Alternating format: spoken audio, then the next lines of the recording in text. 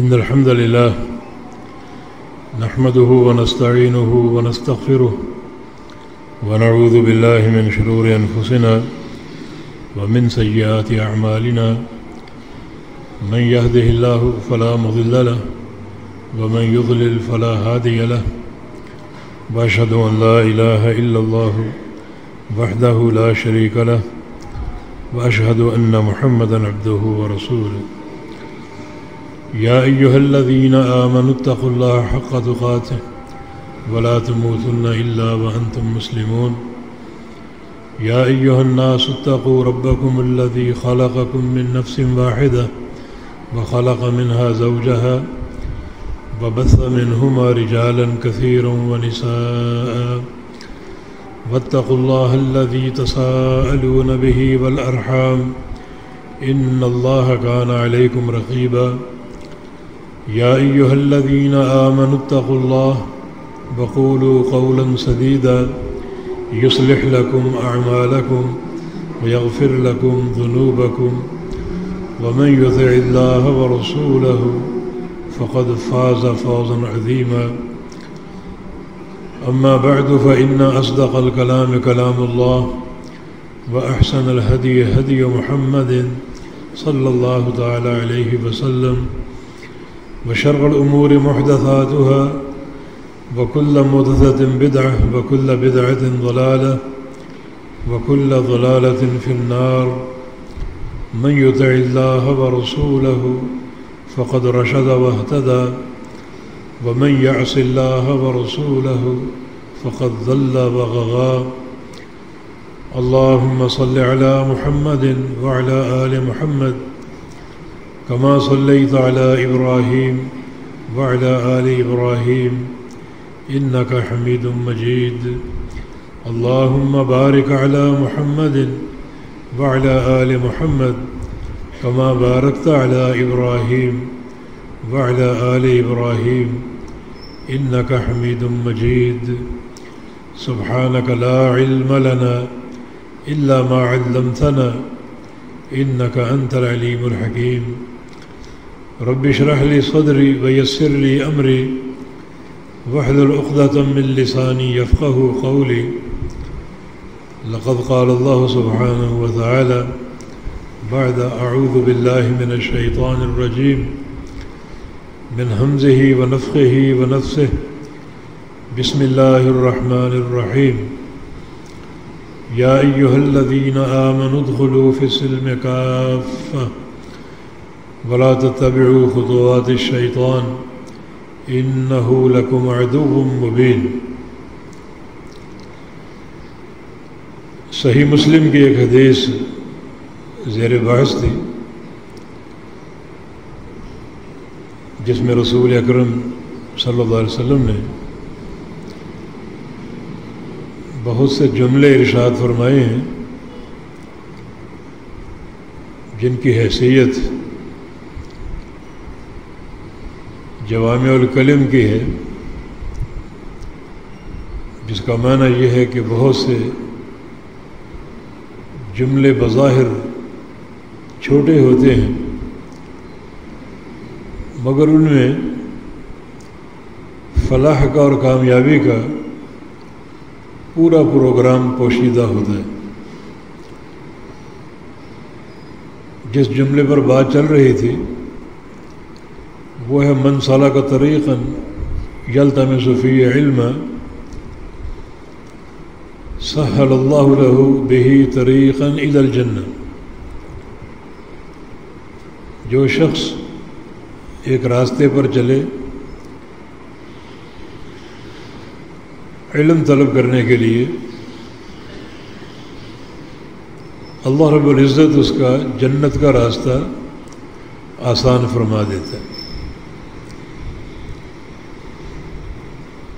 مقصد یہ ہے کہ طلب علم کی راہ پر چلنا در حقیقت جنت کی طرف چل کر جانا ہے۔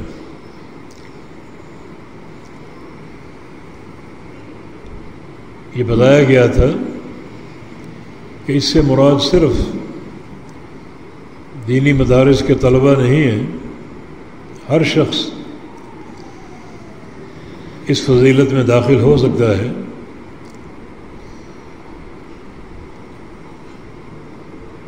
طلب علم سے مراد یہ بھی ہو سکتا ہے کہ آپ نے ایک سوال پوچھنے کے لیے کسی عالم کا قصد کرنا ہے، اس کے پاس چل کر جانا ہے، تو یہ بھی باقاعدہ حصول علم کا پروگرام ہے۔ سیدنا جابر علیہ السلام سیدنا عبداللہ بن انیس کے پاس مدینہ سے شام گئے تھے صرف ایک حدیث کے لیے۔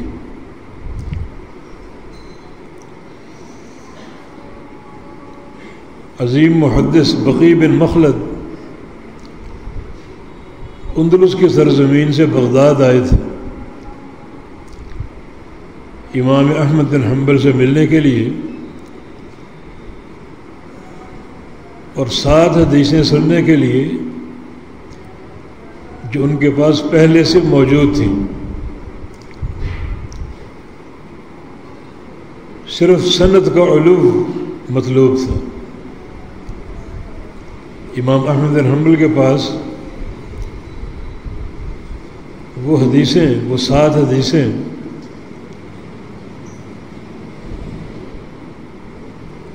تین واسطوں سے تھیں، اور ان کے پاس 5 واسطوں سے تھی۔ تو ایک واسطہ کم کرنے کے لیے تاکہ نبی علیہ السلام سے قریب ہو جاؤں،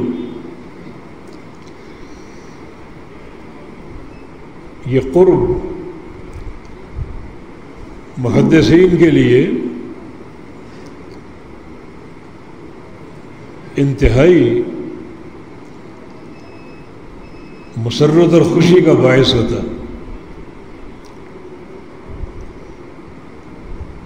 تو صرف ایک واسطہ کم کرنے کے لیے وہ اندلس سے بغداد آئے اور امام احمد بن حنبل سے ان احادیث کا سماع کیا۔ وہ ایک الگ داستان ہے، کیونکہ امام صاحب اس وقت گرفتار کیے جا چکے تھے فتنہ خلق قرآن کے سلسلہ میں، اور انہیں وہاں تک پہنچنا ہوتا ہر 2-4 دن بعد فقیروں کا بھیس بدل کر۔ وہ ایک الگ قصہ ہے۔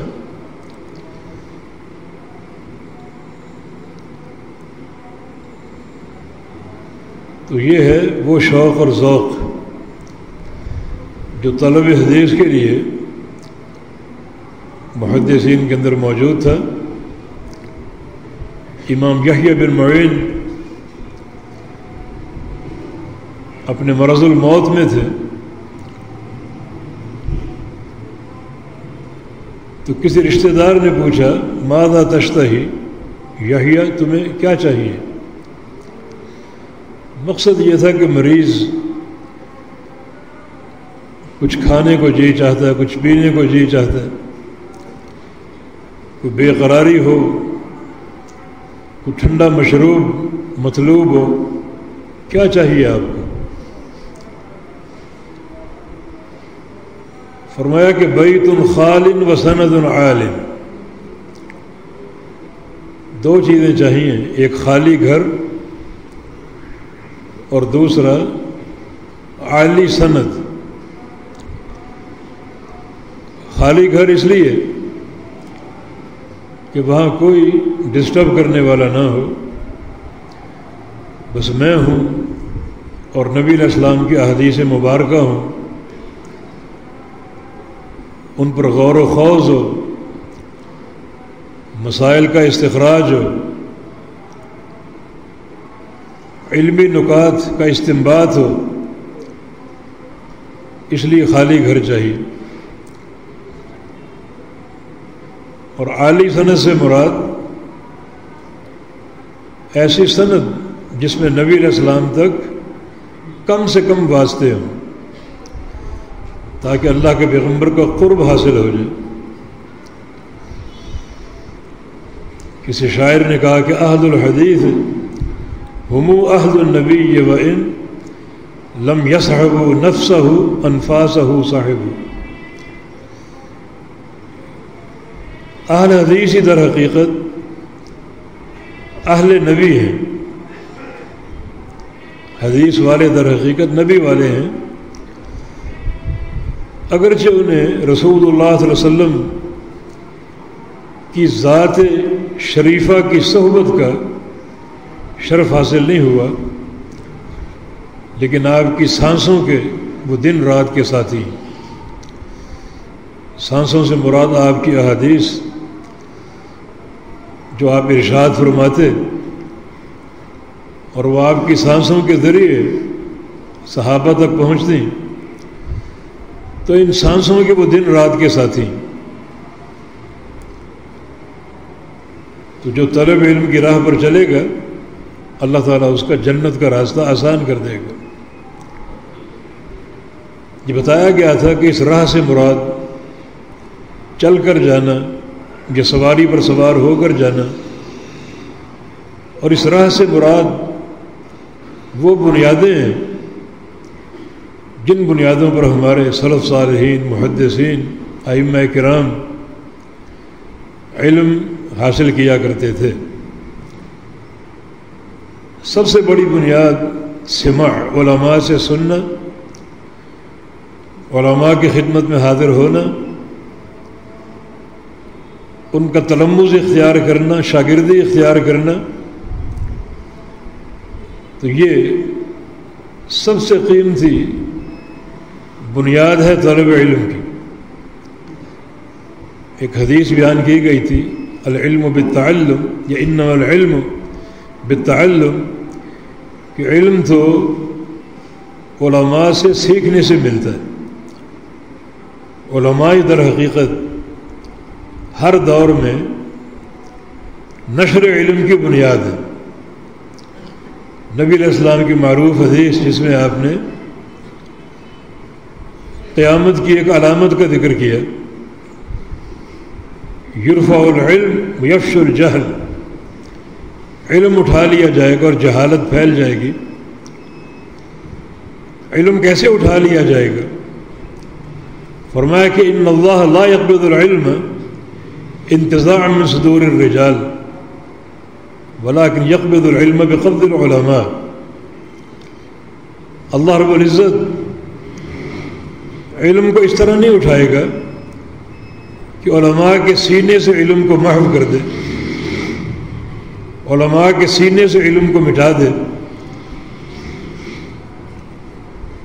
رات سوئے ہوں تو وہ عالم ہوں، صبح اٹھیں تو جاہل ہو چکے ہوں. یہ صورت نہیں ہے، بلکہ علم کو اٹھائے گا علماء کو اٹھا کر. علماء رفتہ رفتہ فوت ہوتے جائیں گے اور ان کا علم ان کے ساتھ رخصت ہو جائے گا. تو یہ حدیث اس بات کی دلیل ہے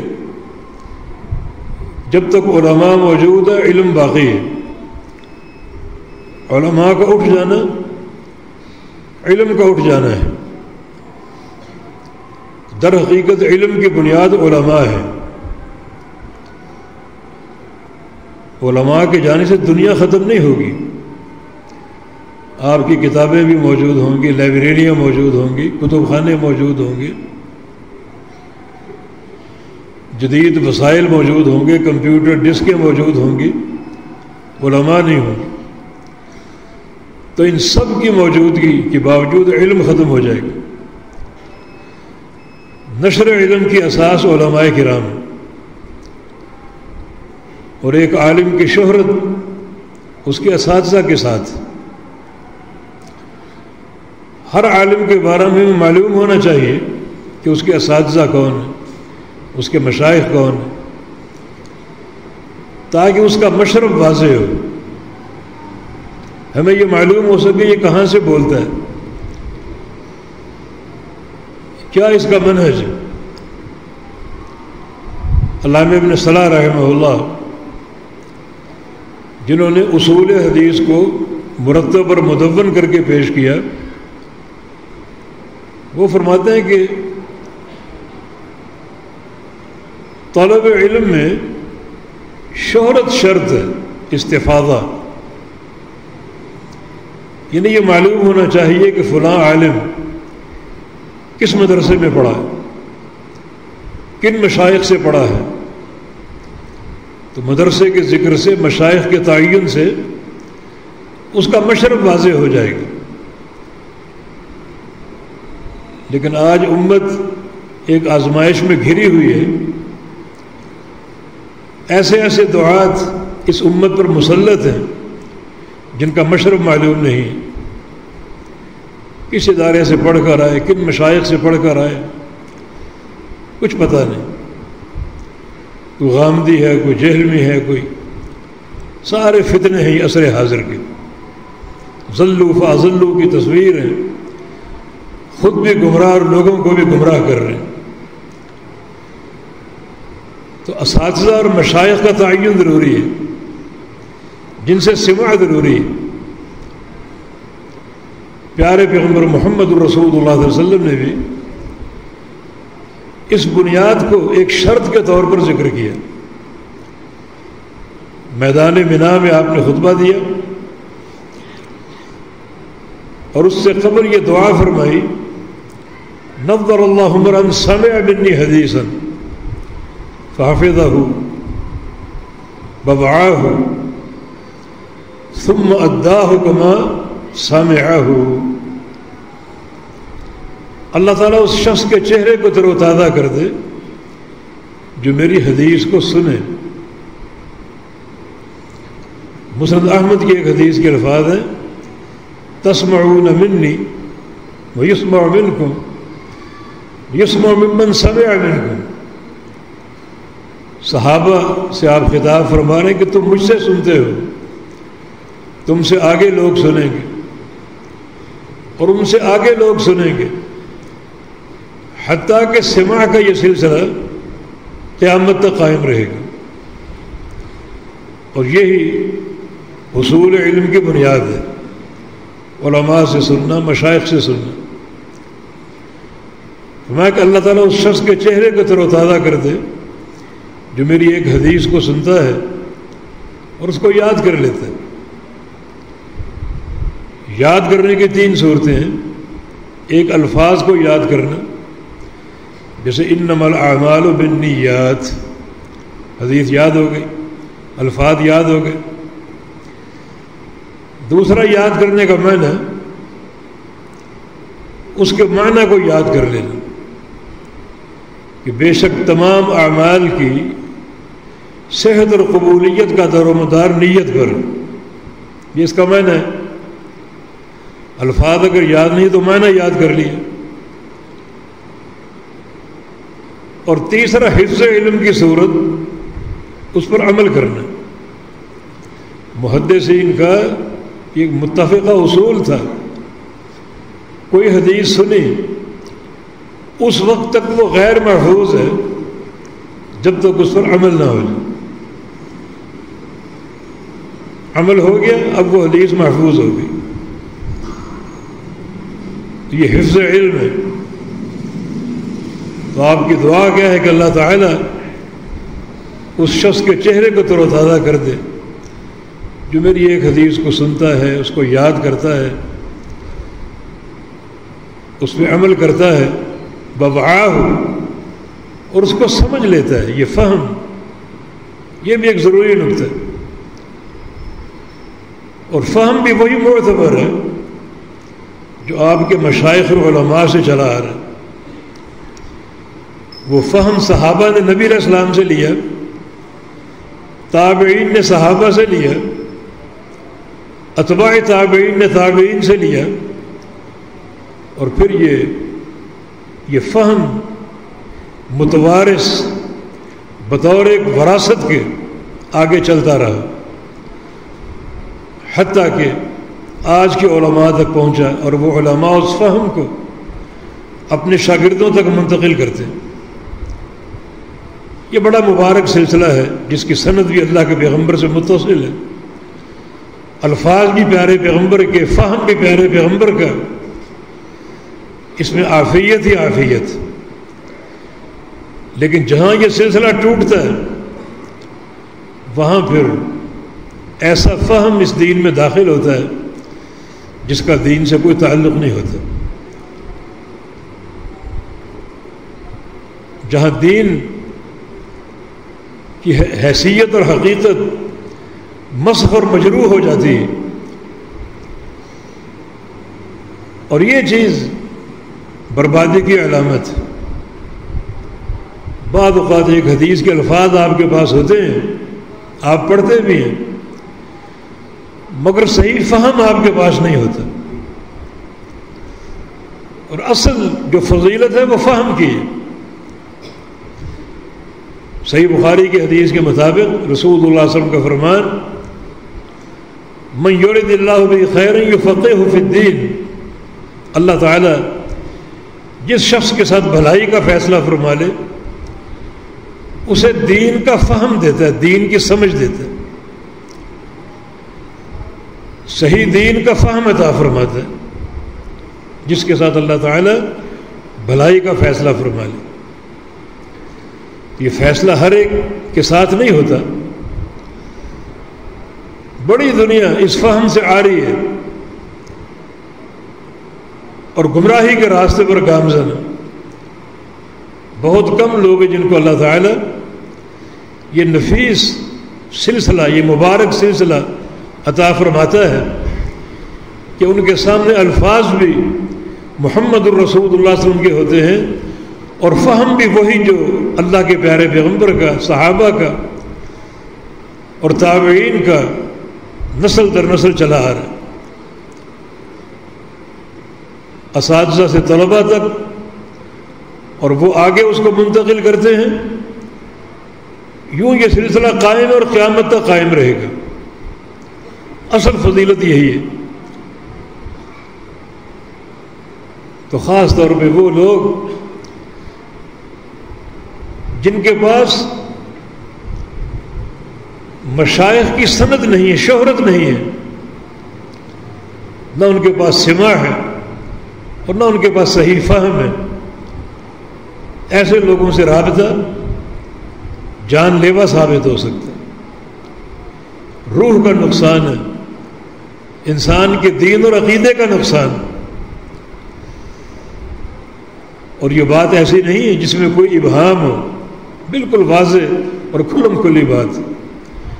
علم کا سماع شرط ہے اور علم کا فہم شرط ہے، اور سماع اور فہم وہی ہے جو سلف صالحین سے متوارث آ رہے ہیں.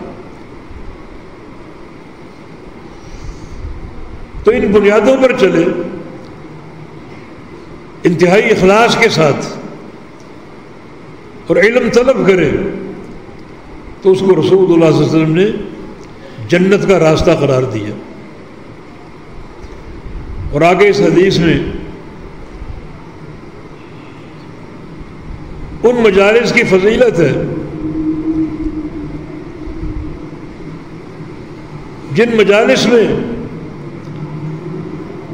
صحیح علم کا مذاکرہ ہوتا ہے، قرآن کی تفسیر ہوتی ہے، احادیث کا بیان ہوتا ہے، اور باقاعدہ ایک محدث عالم حدیث کا درس دیتا ہے، قرآن کا درس دیتا ہے. فرمایا کہ ما جلس قوم فی بیت من بیوت اللہ یتلون القرآن ویتدارسونہ بینہم، اگر کچھ لوگ جمع ہوں اللہ کے گھر میں، یہ مسجد میں، اور قرآن سیکھیں اور سکھائیں، حدیثیں پڑھیں اور پڑھائیں اور سیکھیں اور سکھائیں. فرمایا کہ اللہ کے گھر میں اگر لوگ جمع ہوں اور یوں قرآن و حدیث کے ساتھ ان کا تعلق ہو، پڑھنے پڑھانے کا، سیکھنے سکھانے کا اور سمجھنے سمجھانے کا، تو اللہ تعالیٰ ان لوگوں کو 4 نعمتیں عطا فرمائے گا.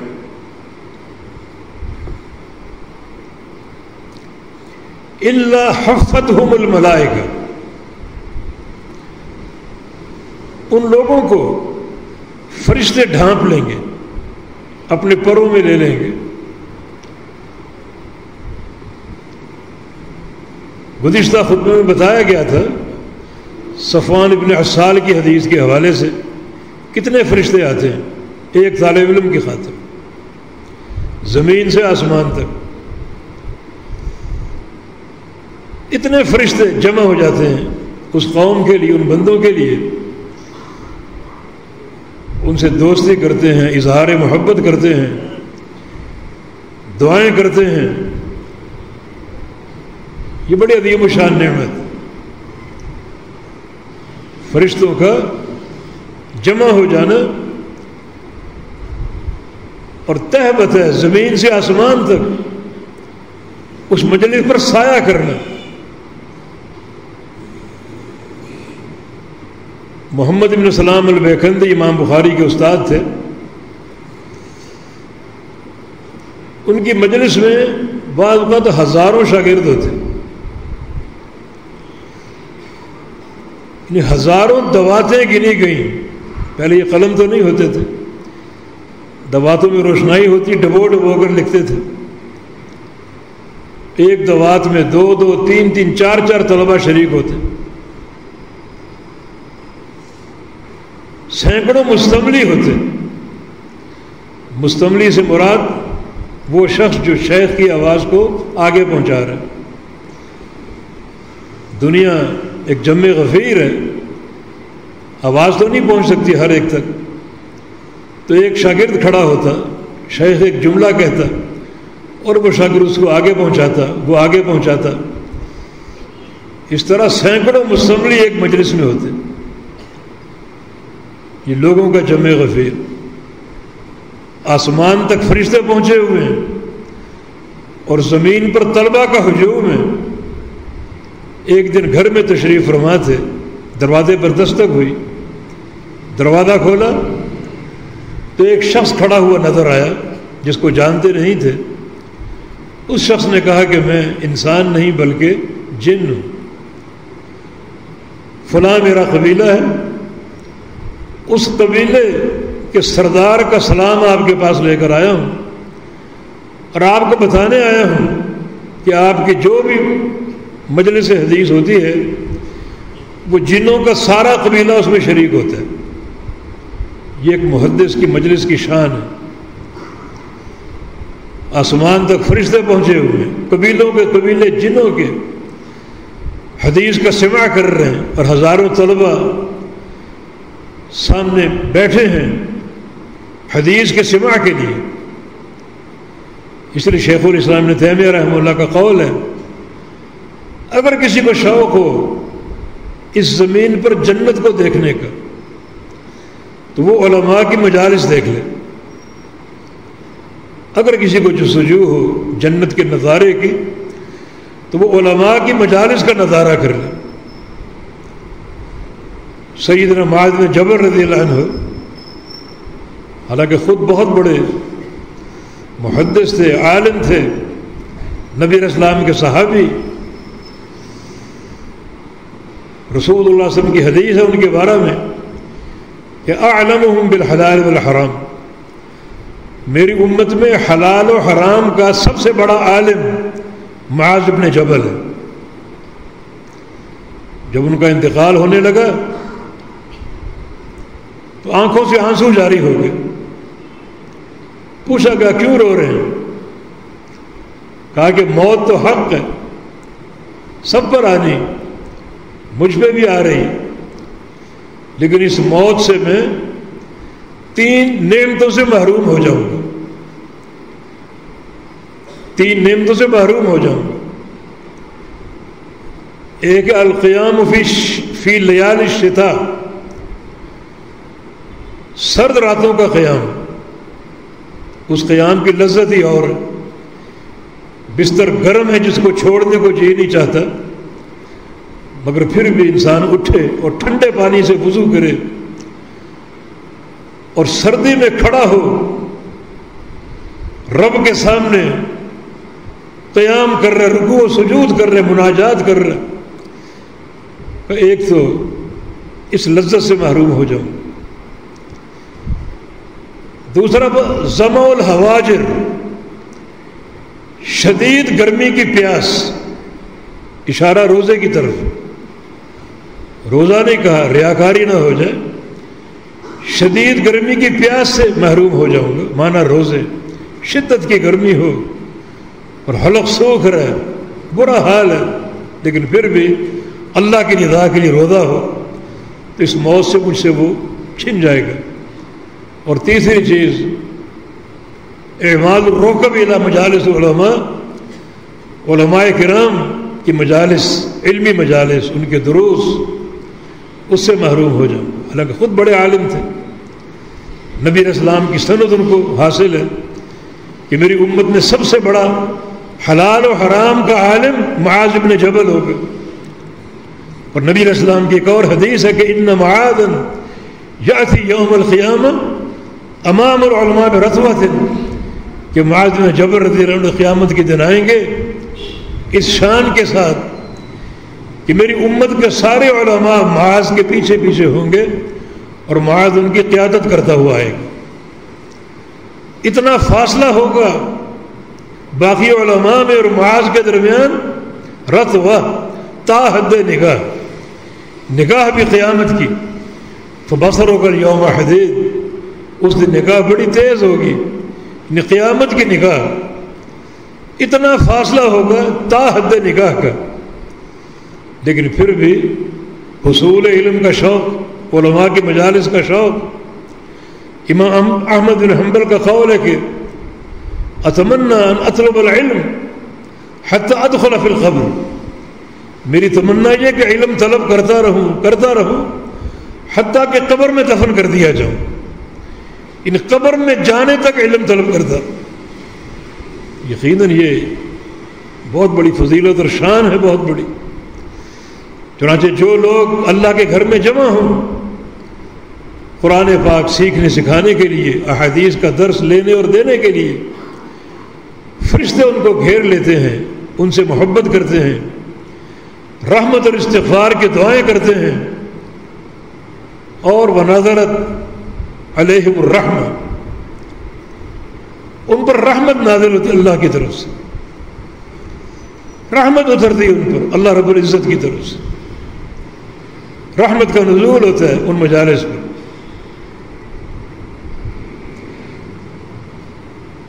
ہر بندے کو ایک چھوٹا سا واقعہ یاد آ رہا ہے، ہمارے شیخ محدث دیار سندھ علامہ بدی الدین شاہ راشدی رحمہ اللہ کا حرم میں درس دے رہے تھے، اور درس اردو زبان میں تھا۔ شیخ کا درس ہفتے میں 3 بار اردو میں ہوتا اور 4 بار عربی میں ہوتا۔ اس دن اردو کی باری تھی، اور اردو دان پاکستانی، انڈین، بنگلہ دیشی سامنے بیٹھے، بڑی مجلس تھی، بڑا حلقہ تھا۔ ایک عربی کچھ فاصلے پر بیٹھا ہوا تھا، سوچا ہوگا کہ اردو میں درس ہو رہا ہے، مجھے کیا فائدہ ہوگا، وہ بیٹھا اپنا ذکر و اذکار کر رہا۔ اچانک وہ اٹھا اور مجلس میں بیچ میں جا کر بیٹھ گیا جہاں اس کو جگہ ملی، اور بیٹھا رہا، درس ہو رہا ہے، حتیٰ کہ درس ختم ہوا تو اس سے کسی نے پوچھا کہ درس تو اردو میں ہو رہا تھا، آپ کیا سمجھے ہوں گے؟ آپ باہر دور بیٹھے ہوئے تھے، اچانک آپ اٹھ کر آئے اور مجلس میں شریک ہو گئے؟ کہا کہ ہاں، جب میں دور بیٹھا ہوا تھا اچانک میری آنکھ لگ گئی، اور میں نے یہ خواب دیکھا کہ ایک بادل چھوٹا سا تیزی سے آیا اور اس مجلس پر آ کر کھڑا ہو کر برسنے لگا، پھر میری آنکھ کھل گئی۔ میں نے کہا یہ اللہ کی رحمت برسی ہے، میں بھی اس میں شریک ہو جاؤں، حصہ لے لوں۔ سمجھ تو کچھ نہیں آئی، لیکن وہ جو رحمت کی بارش تھی اللہ تعالیٰ کی طرف سے، وہ میں نے سمیٹ لی۔ تو یہ اس مجلس کی فضیلت کہ اللہ تعالیٰ کی طرف سے رحمت اترتی، رحمت کا نزول ہوتا ہے۔ اس مجلس کے شرکاء کو رحمت ملتی، اور رحمت دخول جنت کی سب سے بڑی بنیاد۔ رسول اللہ صلی اللہ علیہ وسلم کی حدیث ہے لن يدخل احدكم عمله الجنہ الا برحمت اللہ، کوئی شخص اپنے عمل کی بنا پر جنت میں جا ہی نہیں سکتا جب تک اللہ کی رحمت نہ ہو۔ تو رحمت اگر وافر سمیٹنی ہے کہ علماء کی مجالس ہیں، طلب علم جس میں کتاب و سنت کی باتیں ہیں، قیل و قال نہ ہو، بزرگوں نے فرمایا اور پتہ نہیں وہ کون بزرگ ہیں، کبھی ان کا نام نہیں سنا ہم نے، بزرگوں نے فرمایا، بزرگوں نے فرمایا، یہ کوئی علم نہیں۔ ہمارا علم سند کے ساتھ ہے، ہماری سند اللہ تک پہنچتی ہے۔ پیارے پیغمبر نے جبریل سے لیا اور جبریل نے اللہ تعالیٰ سے لیا، یہ ہماری سند کا تمیز ہے۔ اور یہ کیا ہے؟ بزرگوں نے فرمایا، بزرگوں نے فرمایا، حلقے قائم ہیں، بزرگوں نے فرمایا، یہ کوئی علم ہے؟ جہالت ہے، یہ جہل کا منبع ہے یہ۔ تو یہ مجالس علم، رحمت کا نزول ہو رہا ہے۔